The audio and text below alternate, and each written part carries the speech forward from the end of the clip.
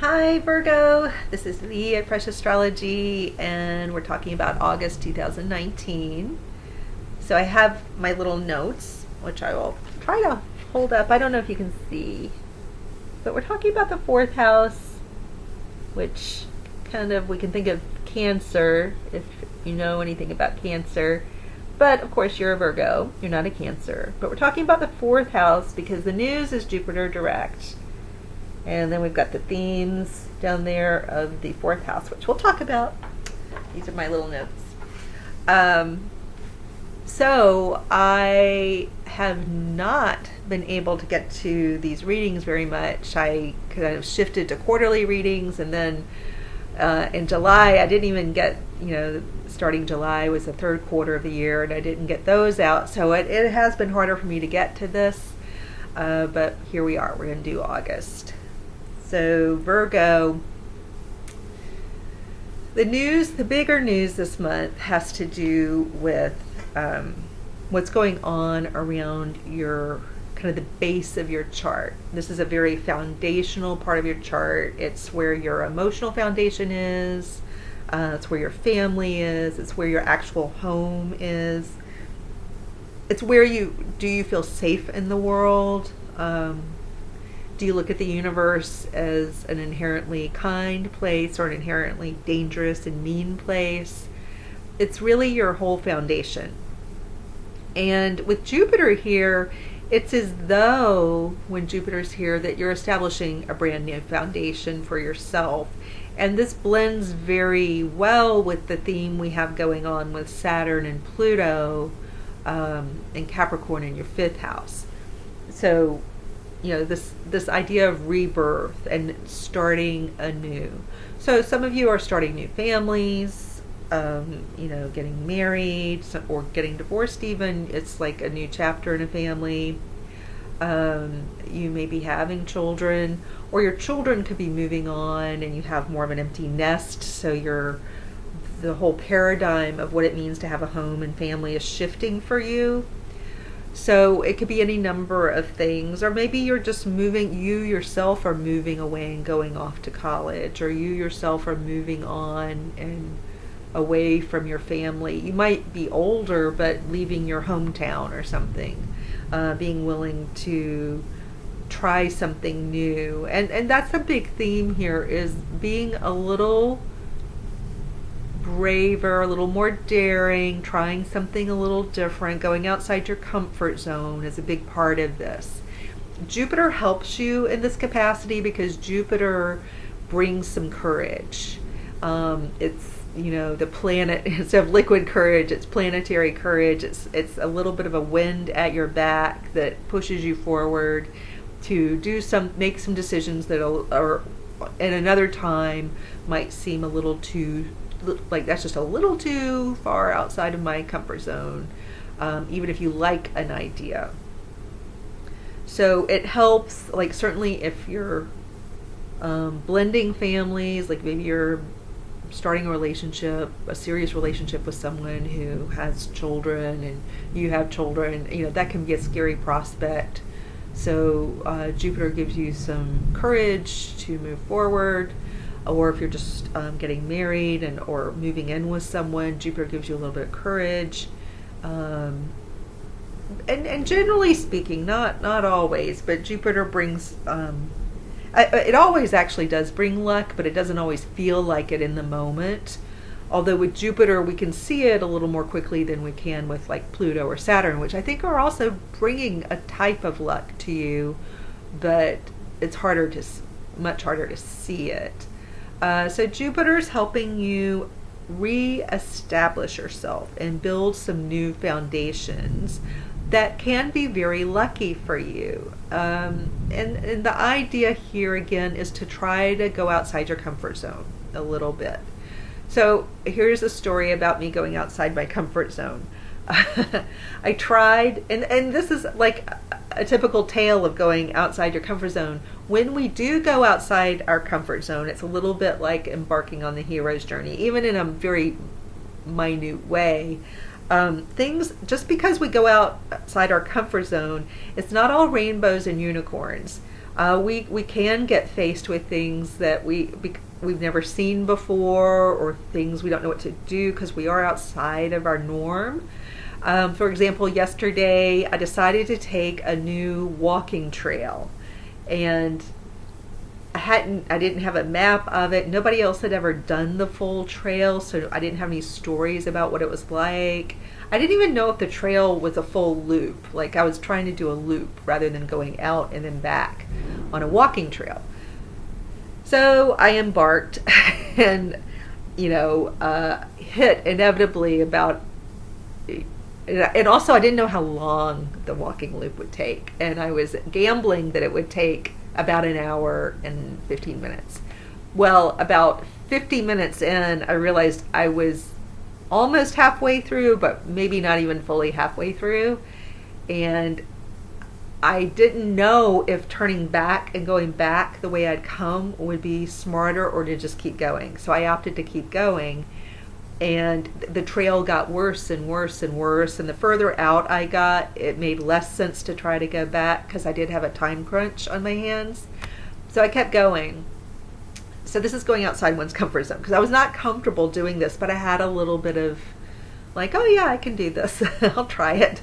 And so I ended up on this very narrow, like barely a footpath. It may have been like a little deer trail through some very tall grass on one side and then like a rocky embankment on the other, and it was a very tiny path, and it was very uncomfortable. It wasn't an enjoyable walk at this point, and I didn't know exactly if I was even on the right trail.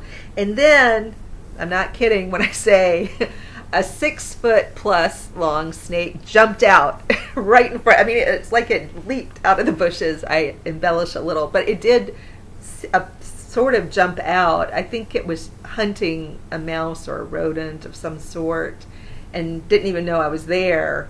But there are kinds of snakes in the area where I live that do grow to be like 6 to 8 feet long, and this was one of them.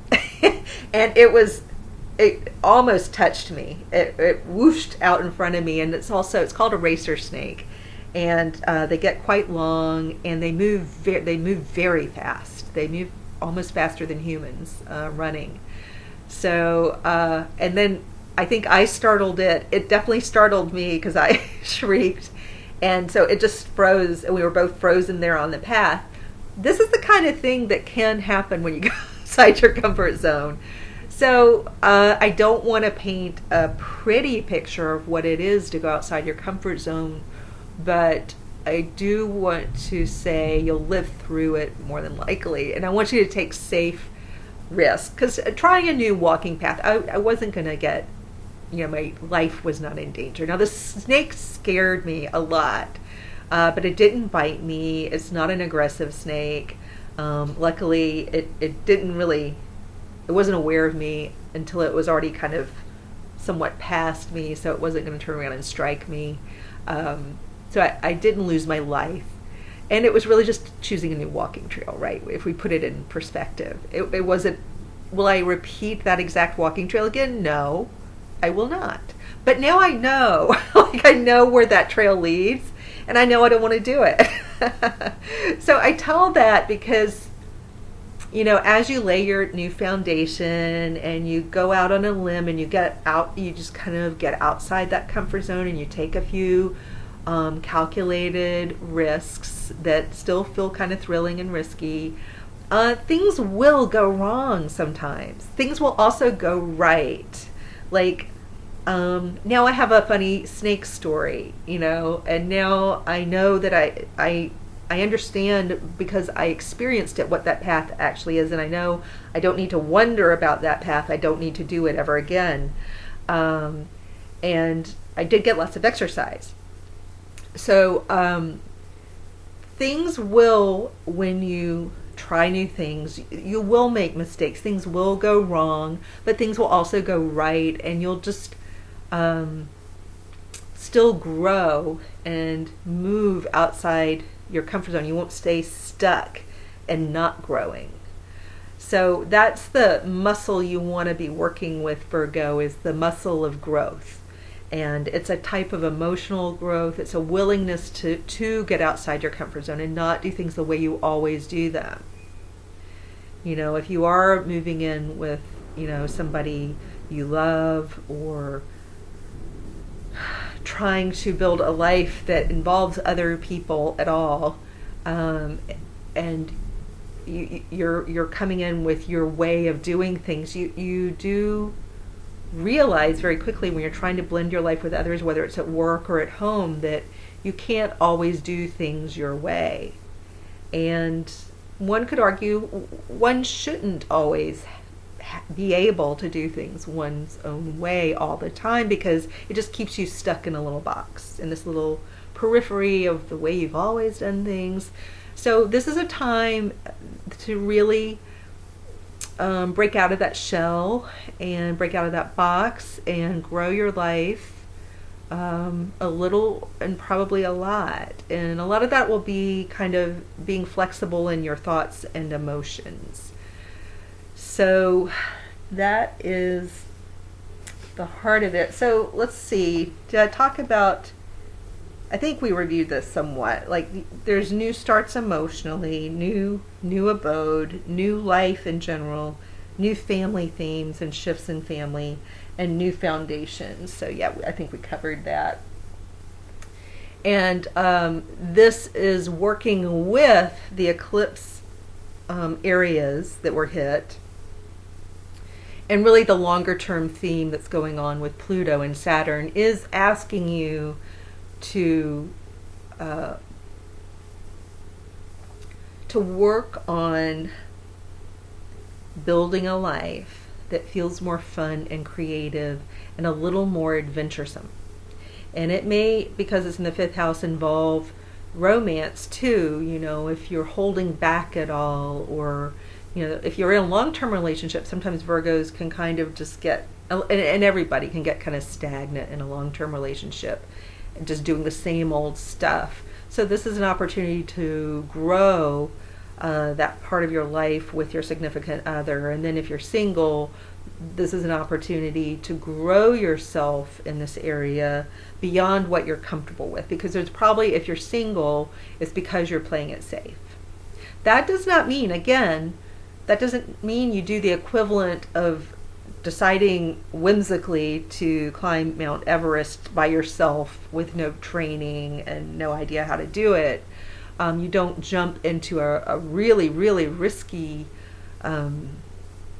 arrangement. You still take some precautions. So I'm not saying do something that could actually get you killed or hurt severely, but risking some heartache, being willing to risk some rejection and heartache is a part of the package in romance. And so for Virgos, if you've been hurt in love, it could be especially scary to think about really opening yourself up and trying new things in romance. And by new things, I just mean like without going against your gut instincts, to try, you know, dating different types. I want to be careful here, because your gut instinct is very important to listen to. So when your gut is saying, this person scares me, I'm not saying, oh yeah, but try it. You know, try dating the scary person. I'm not saying that. But being a little more forward, or just putting yourself out there just a little bit more. Or, you know, and sometimes this means, I think what a lot of people do, men and women, is they look, like, let's say you're looking online at those dating websites, and you're, you know, scrolling through the people, and I think what a lot of people do is they'll look at someone that does look interesting to them and like reject that person off, just right off the bat, because they think that person's out of their league. So yeah, it's scary to maybe approach a person you think is out of your league, because you don't want to experience the rejection of that person, confirming, some kind of confirmation of that. But what if people aren't really out of your league? What if they're really in your league and you just are seeing yourself in a negative light? Yeah, the more, like, the better somebody looks, I don't know, I think there's this weird calculus that goes on in people's heads, but do you get what I'm saying? Like, maybe going after what you really want is the scariest thing. So it's not about looking at all the rejects and, like, agree, like, lowering your standards to go out with someone is not a good match. I'm not saying that. I think it's the reverse. It's actually about going after the people you're scared to go after. And by go after, I don't mean stalk, but but putting yourself out there, being willing to risk getting hurt and rejected to get closer to what you want, without telling yourself that you can't have that. Something like that. Does that make sense? And there's something like that, the equivalent of that also with your creative work or whatever you're doing with your business. Feeling like, knowing in your head, well, what I really want is this, like, big crazy fun dream, but that's out of my league. There's some equivalent of that with Virgo with a lot of things, like, oh, that's out of my league. I wish I could do that. I'd love to say I would go after that, but at the end of the day, I'm going to stay kind of safe and not really stick my neck out, not really strive for that, because I believe somehow I'm just not a person who could have that. So that energy is with you for a while. We're building up to January. So the more you can test yourself to get outside your comfort zone and go for it in a safe way, again, but by safe, I don't mean getting emotionally hurt. I mean, I don't want anybody to die I don't want you to climb Mount Everest with no training. I don't want you to go out with a scary person, but who's, like, psycho scary. But I do want you to risk getting emotionally hurt and rejected by going after what you really want. I want you to have being willing to take on some failure, healthy failure, so that you're striving for what you really, really want in your life. That's it. Okay. Take care, Virgos.